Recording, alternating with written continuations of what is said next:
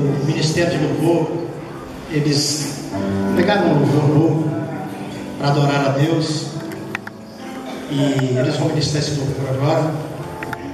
E esse louvor faz a gente lembrar de Apocalipse capítulo 5, que diz que aquele que se acha sentado no trono e ao Cordeiro, seja todo louvor, seja dadações de graça. E a revolta do inferno é justamente essa. Ele sabe que futuramente o ser humano vai estar diante de Deus, dizendo santo, santo, santo, santo, santo, santo, para toda a eternidade. O inimigo quer tirar isso da gente.